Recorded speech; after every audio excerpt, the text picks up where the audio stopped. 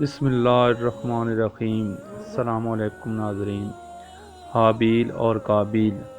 اللہ تعالیٰ نے انسان کو پیدا کرنے سے بہت پہلے ہی زمین اور آسمان بنا لیے تھے، اور اس وقت انسانی زندگی ابتدائی حالت میں تھی۔ حضرت آدم علیہ السلام اور حضرت حوا جب زمین پر آباد ہوئے تو ان کے ہاں کئی بچے پیدا ہوئے۔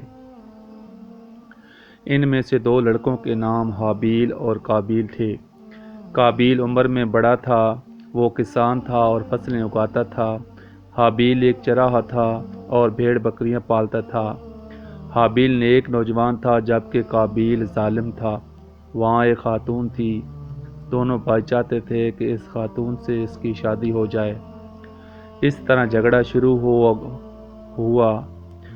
ان کے والد نے کہا کہ دونوں اللہ تعالیٰ کو اپنی اپنی قربانی پیش کریں، جس کی قربانی قبول ہو گئی اس خاتون سے شادی کرے گا۔ حابیل نے اپنے ریوڑ کی ایک بھیڑ قربانی کے لیے لی، قابیل نے اپنی فصل میں سے اناج کا ڈھیر لگا دیا۔ دونوں نے اپنی قربانی پہاڑ کی چوٹی پر رکھ دی کہ دیکھیں کس کی قربانی قبول ہوتی ہے۔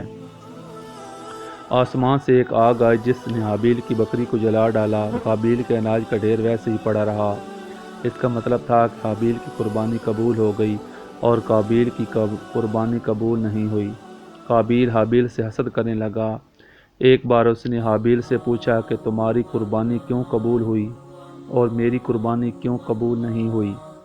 حابیل نے کہا کہ قربانی صرف اسی کی قبول ہوتی ہے جو نیک ہوتا ہے۔ یہ سن کر قابیل کو اس قدر غصہ آیا کہ اس نے حابیل کو مار ڈالا۔ اب قابیل کو سمجھ نہیں آ رہا تھا کہ حابیل کی لاش کا کیا کرے۔ اسے ایک کوا دکھائی دیا جو ایک دوسری کوے کے مردہ جسم کو زمین میں دفن کر رہا تھا۔ قابیل نے بھی لاش کی حابیل کی دفن کر دی۔ اللہ تعالیٰ نے قابیل کو اس کے جرم کی سزا دی اور اس کی باقی عمر عذاب میں گزری۔